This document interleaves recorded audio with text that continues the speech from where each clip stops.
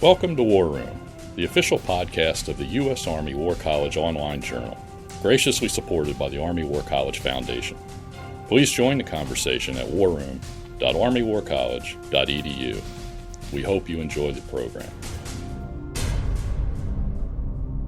Make sure not to miss a single episode and subscribe to A Better Peace, the War Room podcast, on Spotify, Apple Podcasts, or wherever you listen to your favorite shows. The views expressed in this presentation are those of the speakers and do not necessarily reflect those of the U.S. Army War College, U.S. Army, or Department of Defense. Welcome to A Better Peace, the War Room podcast. I am Tom Spahr, the Desario Chair of Theater and Strategic Intelligence at the U.S. Army War College. Across the globe, the U.S. military and its adversaries are in a competition to master artificial intelligence for warfare. And many believe that the nation that does so first will have a distinct, perhaps decisive, advantage in future wars. In the U.S. Joint Force, one of the organizations leading the adoption of artificial intelligence is the 18th Airborne Corps. Initially under the leadership of General Eric Kurilla and then under General Chris C.D. Donahue, through a series of exercises called Scarlet Dragon and through real-world deployments, the 18th Airborne Corps partnered with commercial industry, the offices of the Secretary of Defense, and portions of the intelligence community, has developed the Maven Smart System, which many view as an important step towards achieving the DoD vision of an effective JADC2, or Joint All-Domain Command and Control System. Among other things, the Maven Smart System leverages large volumes of data to provide a user-friendly Common Operating Picture, or COP, that incorporates the Common Intelligence Picture, or CIP, and accelerates the sensor-to-shooter loop for fires, at least partially through the use of artificial intelligence. In the War Room studio today, I am fortunate to have Colonel Joe O'Callahan, who recently retired from the Army, so I guess it's Colonel Retired, and he spent his last 4 years in the 18th Airborne Corps as the Chief of Fires, overseeing the Joint Fires and Targeting Enterprise. Now, Joe is also the subject matter expert on algorithmic warfare for the Corps, and he is credited as one of the key architects of the Maven Smart System that several of our regional combatant commands and other subordinate headquarters are in the process of adopting.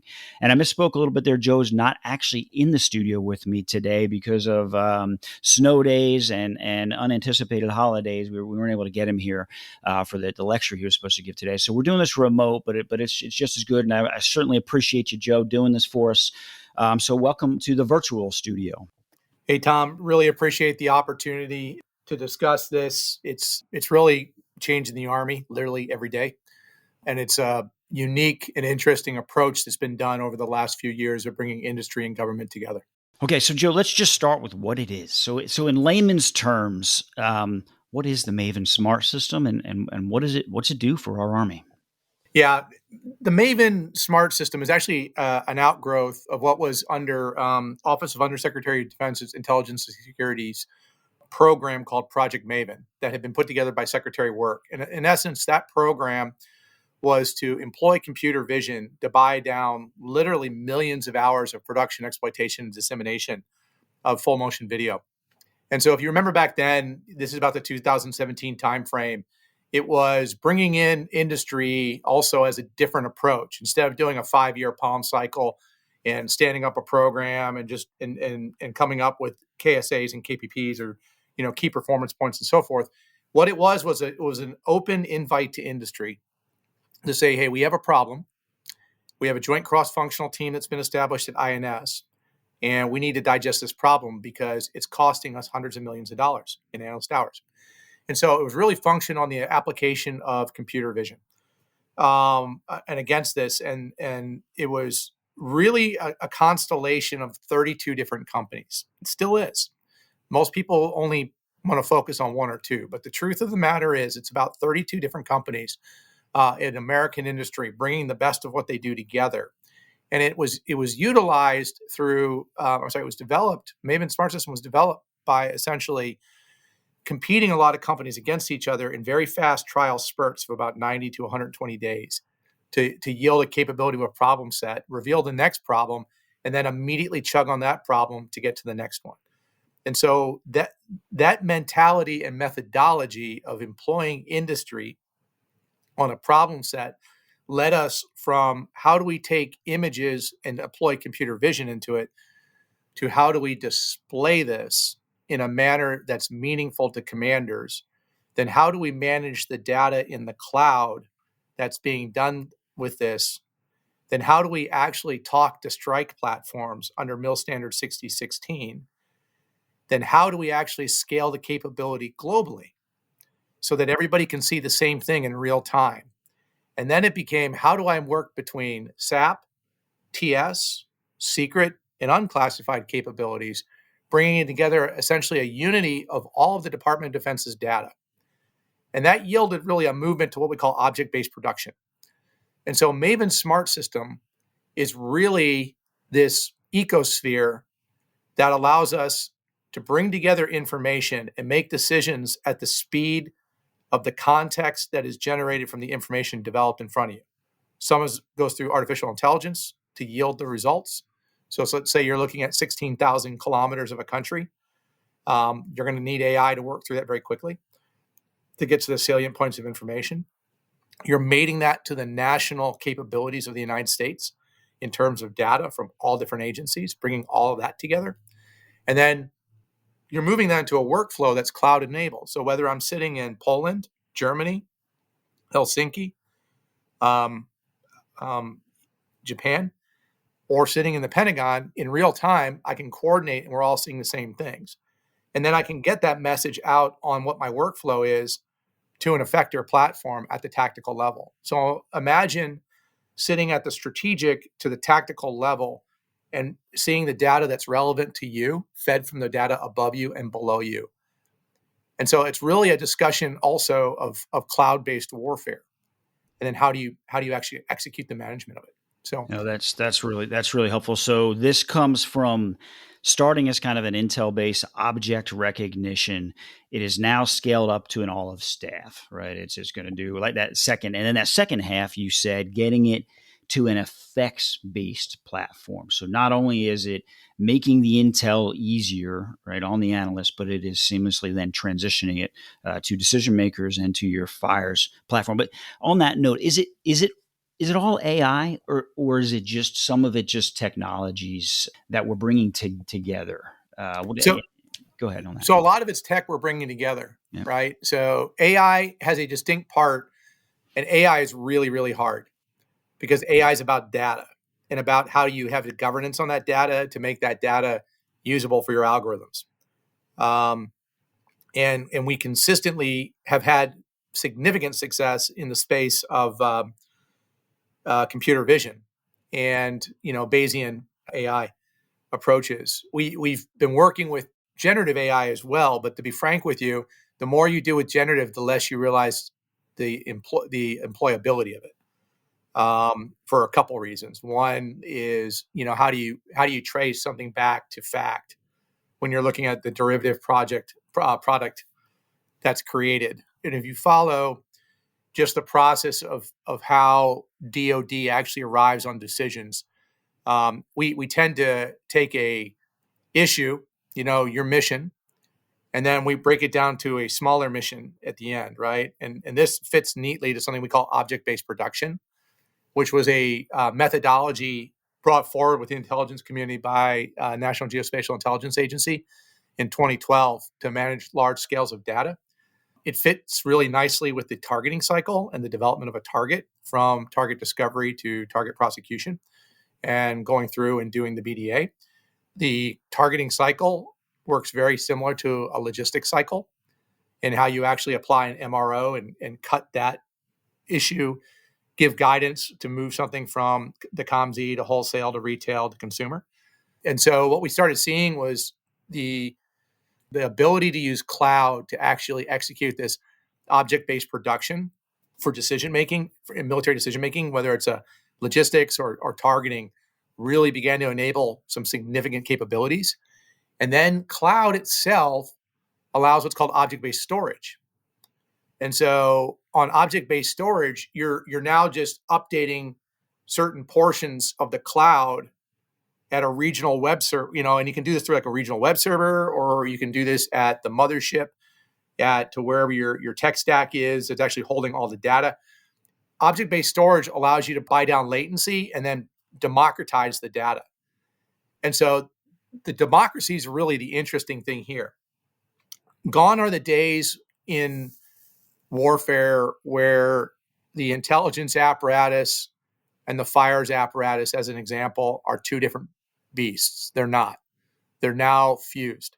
And they're fused because the workflows are working so quickly and they're cloud enabled so everybody can see the same thing, that the throughput of data allows you to get to decision dominance much quicker. And ontologically, people's roles are beginning to be challenged. And so what it allows you to really do is get efficiencies in a way you've never had before.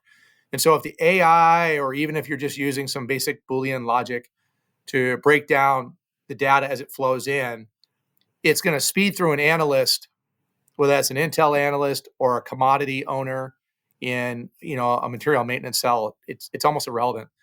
It's just the fact that the logic's sound.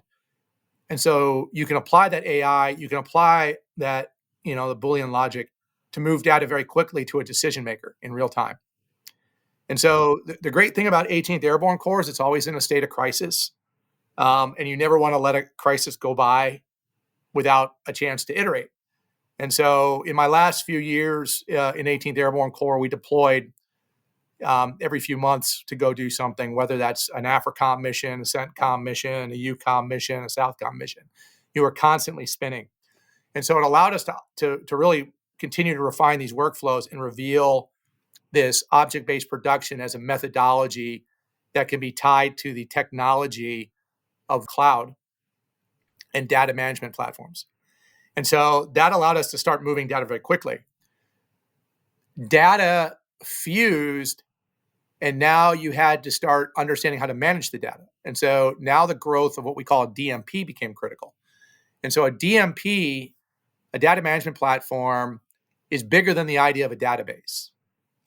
It is a living ontology that says this piece of data is exactly this. This piece of data is exactly this. Here's the ontology. Here's the taxonomy of what that data is. So it's a tank, T80 destroyed, and so you can take it down a route. But the ontology of the data has to be made it to when you're talking about the scope of bringing in the whole of government and massive sensor arrays.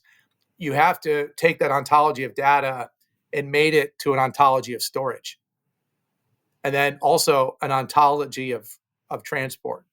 So how is that data? What protocol is that data going out on? And so as the data comes in, we started wrestling with what is this data that's coming down? What exactly is it? Okay, now I've established this data and I have an ontological understanding of what it is. I have an ontology to how do I store it? Is it hot? Am I putting it out in cold storage? So forth.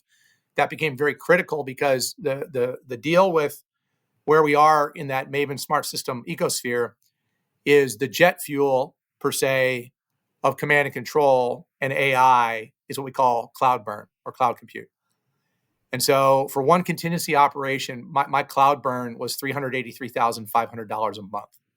And as we refined our understanding of how to execute cloud burn, we increased our mission fold by about 10 times and reduced our cloud burn to about 9.5 million a month.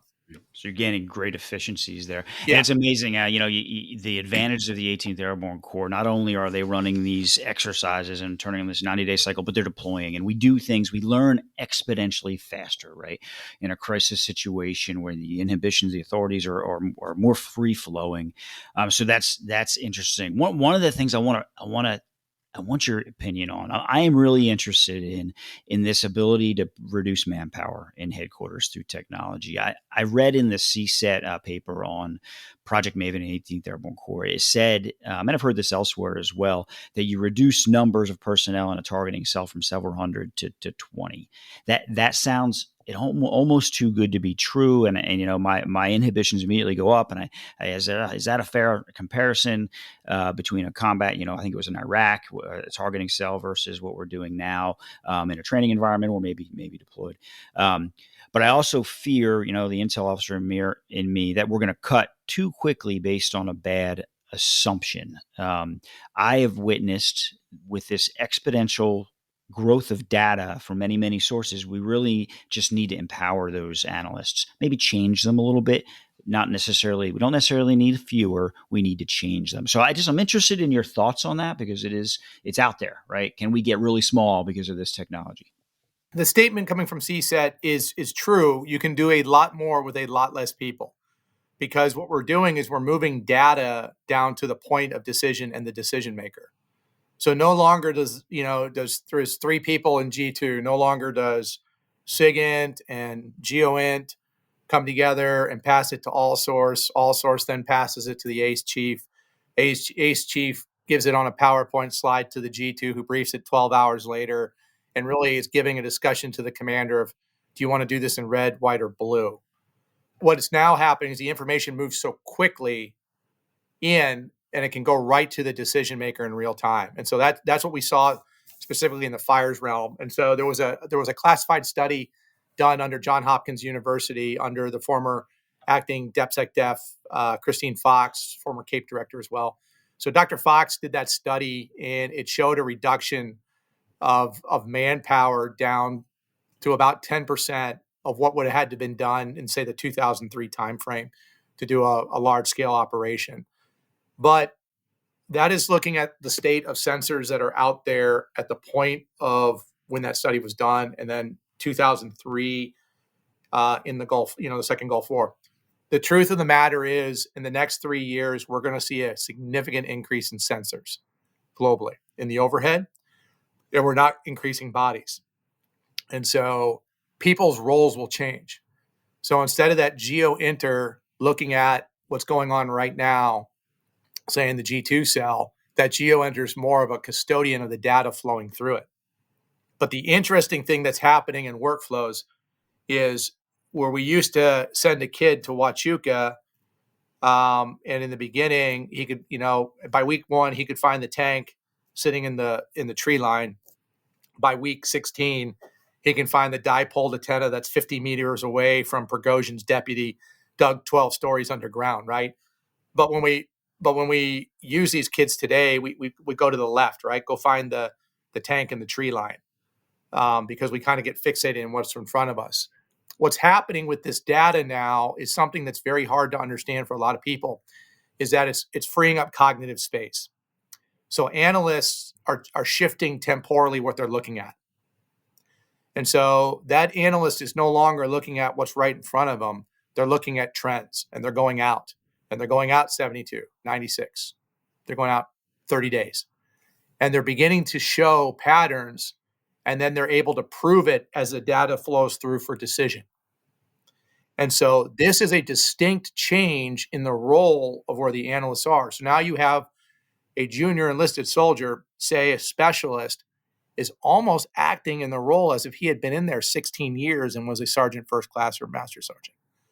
And so we're seeing that cognitive space is opening up for our analysts to really get ahead of the picture. So yes, it allows us to do more with less, but it's also allowing us to get further out, which is something not understood. And it will allow us to take the space that has been opened up on our analysts in some cases and apply those analysts against the incoming load of data.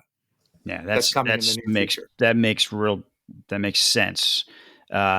You say the people's role will change. They're kind of watching the data. Is there any fear, Joe, of the corruption of the data? It seems like the AI is doing a lot of the correlation, bringing together the data. What happens when the enemy adapts and the enemy learns our take capability and starts to corrupt data? Are there checks on that, or what are your thoughts on that? So a lot of that gets into the classified space, outside the purview of this discussion. But the bottom line is the enemy is adapting and learning globally. So I'd say the opposing forces. And so as we look at that, one of the big things I draw you back to is this data management platform. And so if you can hold data and you can go back 180 days and you can go forward 180 days on your prediction, then you have the ability to start looking at the point of data that you're looking at, or that decision point temporally. You can trace that back to the point of origin. And so this doesn't really change the tradecraft that we all grew up with. So as that GeoInter, he's going to follow something out from Garrison, where that's being watched by the TMIB. And the TMIB is, or Theater MI Brigade, is talking about how it's moving forward, and that's going to get to the JTF, and the JTF's just dealing with it. Well, instead of having the humans have to go back and forth in this dialogue, what can happen is you can simply roll that data back and watch the movement of those. So if there's something suspicious, you can kind of check it. You can, that unit. So that's proving fascinating, and that really is why, in many ways, this effort, which has really turned a lot into JADC2, has landed at the National Geospatial Intelligence Agency. Yeah, that's right where I wanted to go. So that's great. Then my next question, Joe, was what is that relationship with the IC? How important is it, and how did that evolve? So please go there. Yeah, that's a fascinating discussion of interest, because JADC2 begins and ends in GeoInt. That's the bottom line. You have to understand where something was, and then after you've created an effect of it, what the current status of that object is, or that capability. And so we do that through perception, through GeoInt, for human cognition.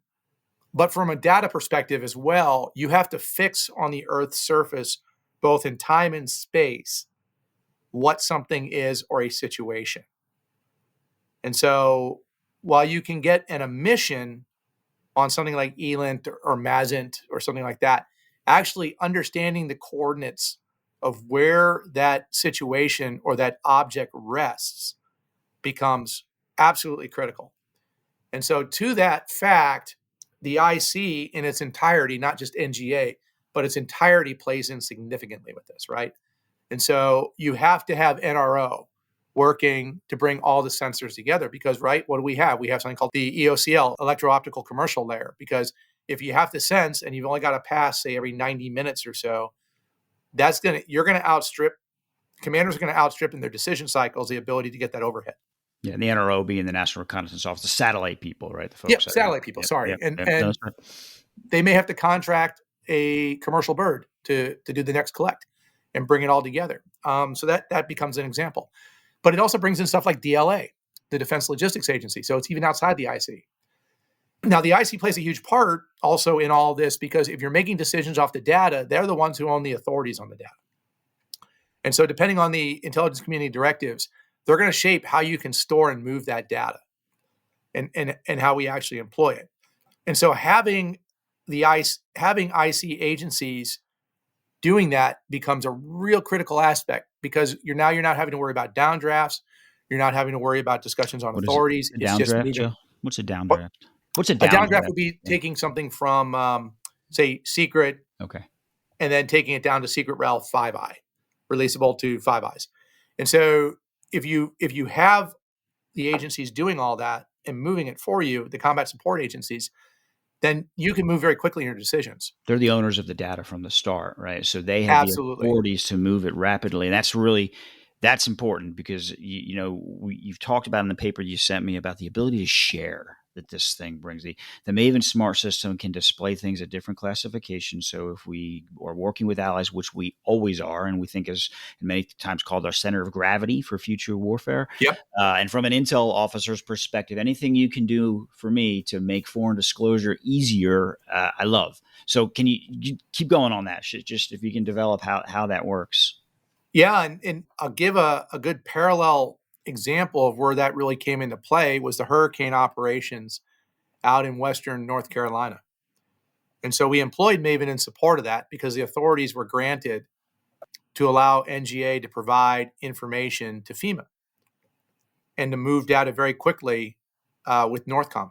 And so it allowed all of us to come together at the speed of collection and arrive on information. And so what was in that case, what you had was JFHQ Carolinas up in Raleigh receiving the same data that FEMA had and able to coordinate on that. And then you had the 20th Engineer Brigade out of 18th Airborne Corps forward deployed out in Western North Carolina, ready to assist the Joint Force Headquarters Carolina, which is the National Guard, right? Because they have the lead. And so everybody was on the same sheet of music because as the information came in, it was immediately projected down. The authorities had been granted, the downdrafts allowed, or we just harnessed commercial capability, took that from a classified environment or unclassified environment, fused it within the GIM. So the joint interagency system. And so that became a real good example of a parallel that we do oftentimes with allies and partners. And so allies and partners, are learning more and more about what we're doing and how we're fusing data and how we're moving data. But, to your earlier statement, when you opened up the discussion, you made mention of the fact that oftentimes people believe that whoever arrives on AI first will become the dominant military power. And I'm paraphrasing what you had said earlier. And I do believe that's very true. Understand that a lot of countries are racing to get to the same level that we're at. We just happen to have a lot more experience doing it and a phenomenal industrial base to pull from in North America. I'd love to hear more about that too. You mentioned the commercial industry and companies developing software. Talk a little bit about that, but what role did they play in this process? What were the obstacles you had to overcome, and how did you do that? Yeah, that's fascinating. So the interesting fact is that in the beginning, OUSD-INS, so Office of the Undersecretary of Defense for Intelligence Security, had the appropriate monies to allow these sprints to happen. And it was experimentation. So we call 6.8 or $6.6. And we were able to experiment and award these. They were able to award the small contracts. We came in as 18th Airborne Corps under General Kurilla and started interacting and became the test bed for a lot of that tech. And so before then, it was really a tech discussion between industry and INS. When we came in, it became a discussion between tech and decision makers and commanders having to make decisions. And that moved very quickly. There was not a program manager there. So there was no, the programmatics that we're used to in a traditional JSIDS process. Some of them were there and they were all done in accordance with the JFAR. But we were able to iterate much quicker. And so the commander said, I've got a problem. I've got to solve a problem. And let's iterate. And the model for this became what was known as Scarlet Dragon. And so Scarlet Dragon was based off the principles of a lot of the training methodology of the 75th Ranger Regiment, where every 90 days they would bring together a joint force to go do an operation with the newest capability, AAR it, and at the end of that joint training event, whatever was successful became the new baseline. And then 90 days later, do the same thing again. Well, that methodology of 90-day sprints fit in really good with industry because industry wants a fast return on either their internal research and development dollars, what we call IRAD, or they want to know if they're on track or not. Because you weren't going through program managers and soldier touch points, you had a continuous soldier touch point in this Scarlet Dragon process. And so what you found was industry became a partner. Industry became a partner with decision makers that were employing the capability. And so INS acted as the program manager overseeing what was being executed. Now that has been really professionalized and scaled up under NGA. Because INS was a small team, about 20 people doing this, supporting 18th Corps and a couple other organizations, 2MEF, 72nd IRSR Squadron, doing the same things. But when NGA took it over, they wrapped the whole methodology around it. And so you had your cybersecurity, you had your cross-domain capabilities. And so now you saw it really pick up, and it starts spreading to the geographic combatant commanders. And so when that happened, industry buckled in really tight. And so now you're in that's a fascinating place because, under current acquisition law, the RDT&E dollars don't sit below the 4-star level. And so what you had was RDT&E efforts what people called RDT efforts were actually this new form of adaptive data-centric warfare coming out, where commanders have said the enemy has adapted, we're going to counter that adoption. And commanders were able to move very quickly and change the new methodology coming in. And so an example of that would be, we would use OSINT information to describe the enemy order of battle. It's your open source stuff collected off of, Right. So our just typical open source intelligence. Well, now you're doing a non-combatant evacuation operation. So how do you find the Americans? Well, you can go to OSINT as well. And so now you had to change how you were bringing that OSINT in. You had to get different collection authorities or authorities to hold that data because it may or may not have certain effects against U.S. law, right? And so this really is why this constant dialogue with both industry and the mechanism to enable industry really became critical. And so that's why if you looked at some of the Army's efforts of command and control, you would get about one or two real major significant growth evolutions of that capability in a year under legacy programmatics. This methodology was yielding between 50 and 60 significant points of growth in a year because a commander could turn around and say, in these 90-day sprints, yes, this worked, no, it didn't work, drive faster, add more. And then when you started being able to democratize that data in a data management platform with an established ontology on top of what that data was, and then an ontology to actually how do you manage that data globally where everybody can access it, you're really now into JADC2. And so the industry, the great part about industry in this case is they're commercialized or commoditized. They have to make money. And so a company developing an algorithm like Microsoft or Amazon for Walmart to identify something, as an example, they're going to get paid on the results of it. Well, by giving these 90-day sprints, we're able to do that same methodology. And eventually, the best company approach would rise to the top. Yeah, that's great. And then NGA just makes sense. They've always been one of the leading innovators in technology. They manage massive volumes of data, right, for years and years. So they're taking that load, some of that contracting load and that challenge of integrating with the commercial sector legally off of the 18th Airborne Corps. So you guys are focusing on what the systems are. I want to transition back to the leaders, though. It takes, you said it's going right from the tech to the commander. It takes the right kind of leader to do that. And we talk a lot here at the Army War College about building data literate leaders. Yet we struggle to define what that means. Can you describe what is a data literate leader, and what did you witness in those leaders that was important to enabling your innovation? Yeah, so a data-centric culture is a fascinating one. It really, and commanders drive it. It is a environment where commanders make decisions in real time off of data. It's not a long, drawn out process to create a brief and then deliver a brief. So, an example, in a real world contingency operation we were deployed in, we would do targeting boards at the JTF level in 40 minutes, and these would be 100 plus targets in real time, and literally watch the data shift in front of us.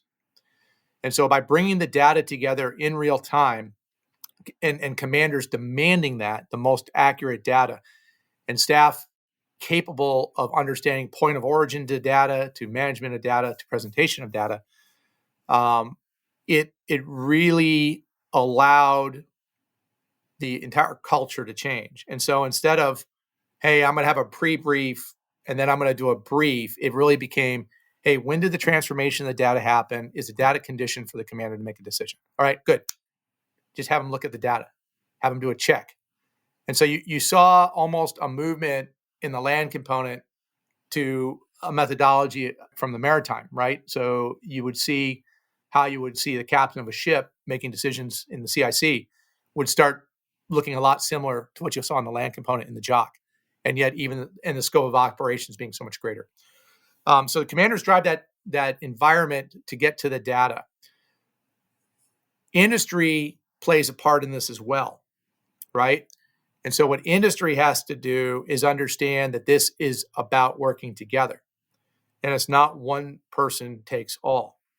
And so industry had to learn to work together and build coalitions, because one company's sensor may produce another company's capability may do transport, a third company may be able to display it, and a fourth company may be able to actually run the cloud instance. And so industry has to work very quickly and learn how to integrate together. And what's fascinating about that is that happens off camera. That's outside the purview of oftentimes what the decision maker is doing, that commander who's driving that culture. So there was a change in the culture of industry that certain smaller organizations that were capitalized with commercial capital were able to take risk in that company and move quicker.